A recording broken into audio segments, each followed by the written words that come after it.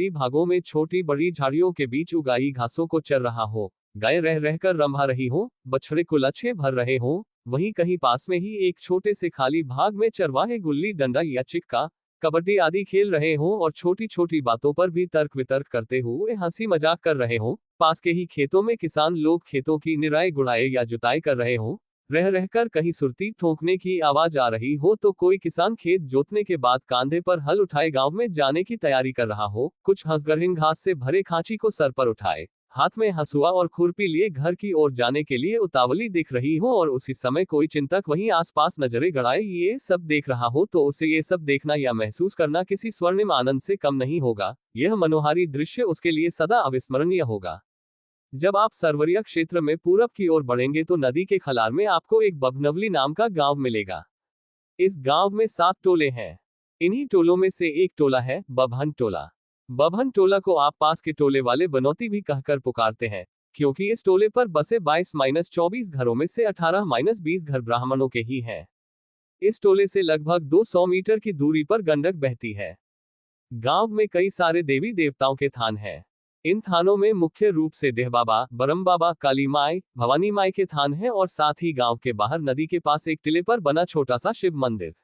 अगर कभी आप किसी सुरम्य पर्वतीय क्षेत्र का दर्शन किए हो और उसकी खूबसूरती के कायल हो और उसके बाद मैदानी भाग के इस छोटे से टोले रूपी गांव में जाने को मौका मिल जाए तो हर हालत में यहाँ का सुरम्य वातावरण, गंवई सादगीपूर्ण परिवेश आपको मंत्रमुग्ध कर देगा और आपके मुख से बरबस ही निकल पड़ेगा कि इस भौतिक संसार में अगर कोई अविस्मरणीय मनोहारी स्थल है तो बस वह यही है।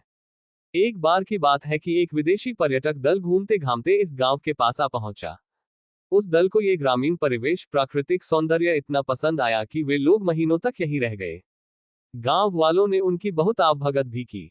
इस दल में नैन्सी नामक की एक शोरशी भी थी। प्रकृति ने उसके अंग प्रत्यंग में बला की खूबसूरती भर दी थी। उसे जो भी देखता देखता ही रह जाता। नैन्सी बहुत शर्मीले स्वभाव की भी थी और यहाँ तक कि अपने पर्यटक दल के सदस्यों के साथ भी बातें करते समय आंखें नीची रखती थी। नैन्सी की खूबसूरती में उसके दैनिक कार्य 4 चांद लगा देते थे। वह प्रतिदिन समय से जगने के बाद नहा धोकर मंदिर भी जाती थी और गांव के कुछ किशोरों, बच्चों, महिलाओं आदि को मंदिर के प्रांगण में इकट्ठाकर योग आदि के साथ ही अंग्रेजी बोलना भी सिखाती थी। दरअसल नैन्सी को भारतीय संस्कृति से गहरा लगाव था और वह जर्मनी के किसी विश्वविद्यालय से संस्कृत की पढ़ाई भी कर रही थी। नैन्सी को कई सारी भाषाओं पर एकाधिकार था। वह फर्राटेदार तत्समी हिंदी बोलती थी। कभी कभी नैन्सी गांव की महिलाओं को एकत्र कर उन्हें विभिन्न प्रकार की कलाओं में पारंगत करने की कोशिश करती थी। इन महीनों में गांव वालों की चहेती बन गई थी नैन्सी। उसके अपनापन ने पूरे गांव वालों को अपना बना लिया था। रमेसर काका तो गांव वालों के सामने उसकी भूरी भूरी प्रशंसा करते थे और सीना तान कर कहते थे कि अगर नैन्सी के माता पिता हाँ करेंगे तो वे अपने बेटे सूरज का बियाह नैन्सी से करना पसंद करेंगे, भले ही इसके लिए उनका अपना समाज साथ न दे। गांव में आने के बाद अगर नैन्सी ने सबसे अधिक समय किसी के साथ बिताया था तो वह था सूरज।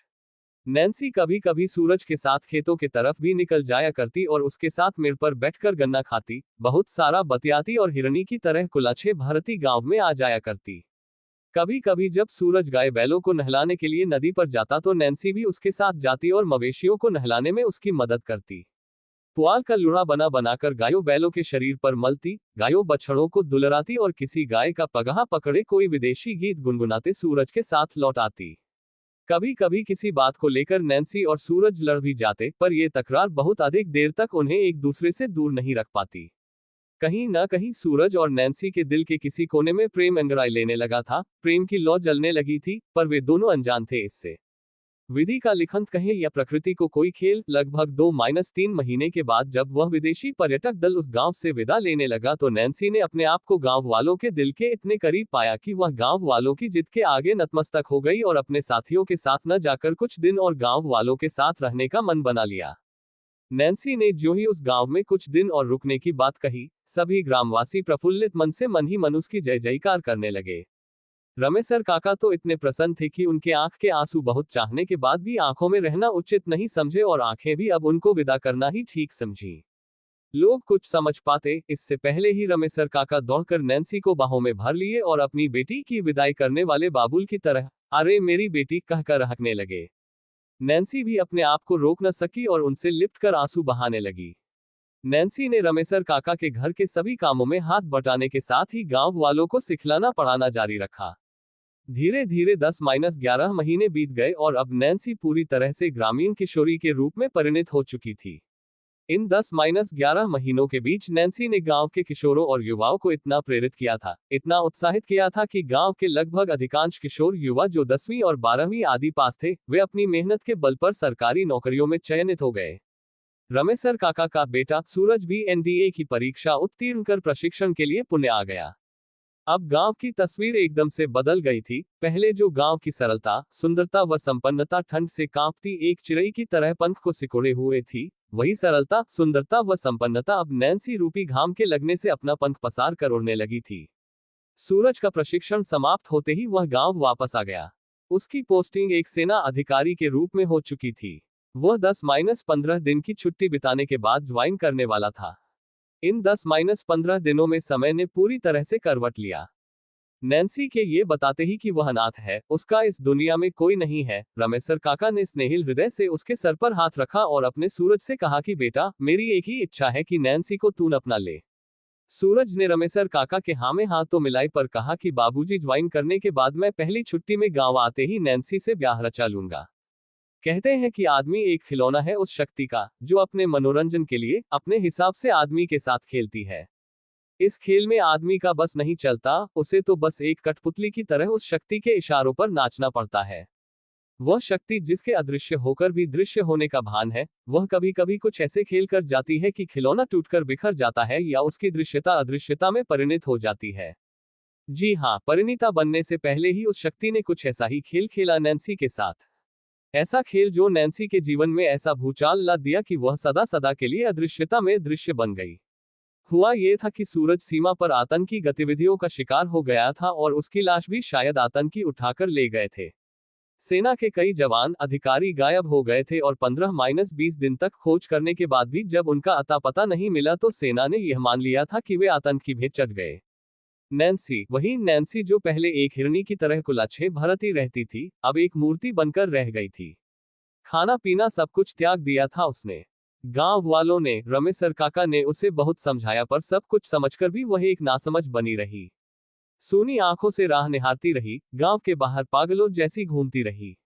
एक दिन पता नहीं उसे क्या सूझा कि उसने सरकार को पत्र लिखा, जिसमें उसने लिखा था कि उसका सूरज जिंदा है, वह मरा नहीं है। फिर से अभियान चलाकर उसकी नई सिरे से खोज की जाए, वह जरूर मिल जाएगा।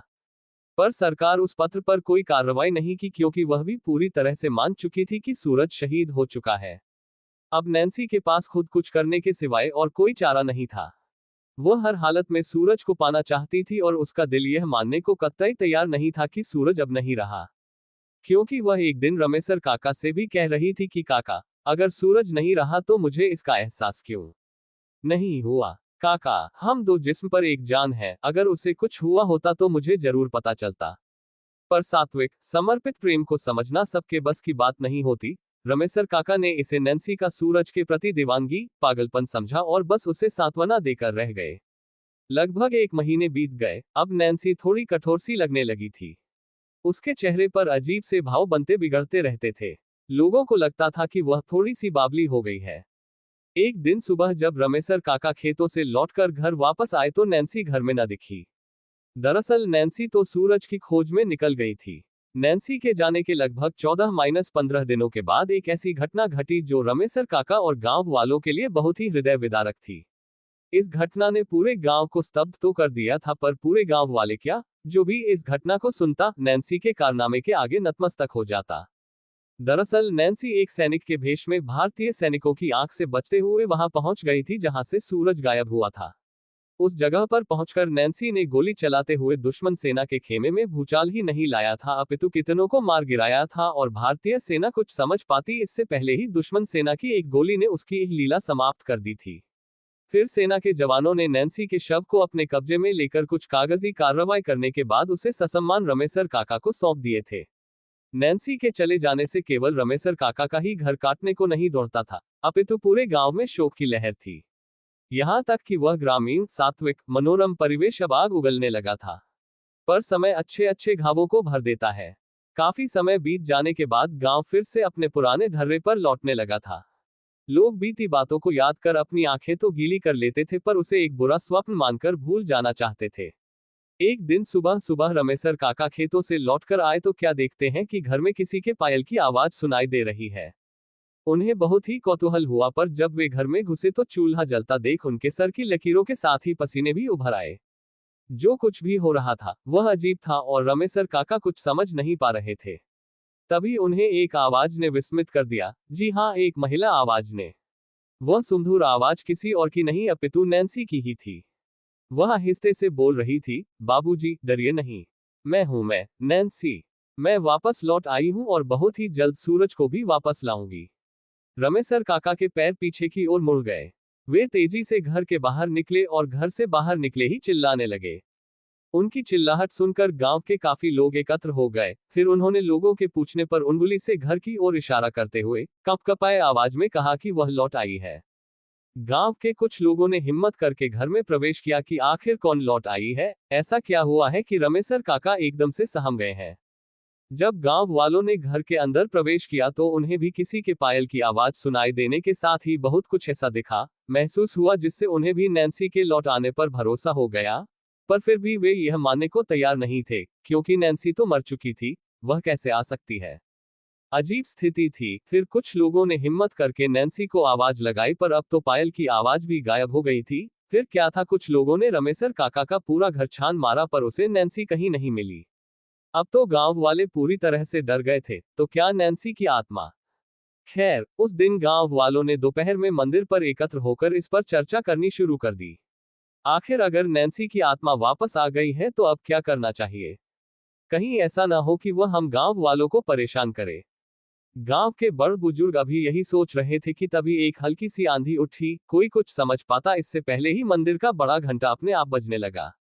सब लोग सहम कर बैठ गए, किसी को कुछ भी समझ में नहीं आ रहा था। तभी घंटे की आवाज धीमी होने लगी और एक अदृश्य महिला आवाज गूंजने लगी। हाँ, मैं नैन्सी हूँ नैन्सी, मैं वापस लौट आई हूँ और जब तक सूरज को लाकर रमेसर काका को सौंप नहीं देती, मैं यहाँ से नहीं जाऊंगी। पर हाँ, मैं ये भी वादा करती हूँ कि मेरे कारण इस गांव के किसी का भी कोई बुरा नहीं होगा। मैं बहू हूँ इस गांव की और सदा अपने संबंध को निभाती रहूंगी। यह आवाज समाप्त होते ही गांव वालों के पास अब कुछ कहने या सोचने के लिए कुछ भी तो नहीं बचा था। उन्हें अदृश्यता में दृश्यता का भान हो चुका था। सभी लोग अपने अपने घरों को जा चुके थे। दूसरे दिन से प्रतिदिन सुबह सुबह एक अदृश्य आत्मा गांव में घूम घूम कर लोगों को सजग करती नजर आने लगी। उसके होने का एहसास तो सबको हो रहा था, पर उसकी अदृश्यता एक अबूझ पहेली बनी हुई थी। ये कहानी यही समाप्त नहीं हो सकती, क्योंकि अगर नैन्सी को लगता था कि सूरज जिंदा है तो क्या वास्तव में सूरज जिंदा था। क्या वास्तव में नैन्सी की आत्मा सूरज को वापस ला सकी। अगर हाँ, तो उसने सूरज को लाने के लिए क्या हथकंडे अपनाए। कहीं ऐसा तो नहीं कि उसने आतंक की हद तक जाकर आतंकियों को ही तो आतंक में जीने पर मजबूर कर दिया। बहुत कुछ है जानने को, सोचने को। मैं भी सोचता हूँ, आप भी सोचें। फिर मिलते हैं एक नई कहानी के साथ, जो शायद इस कहानी से ही जुड़ी हो, इसका ही अगला भाग हो।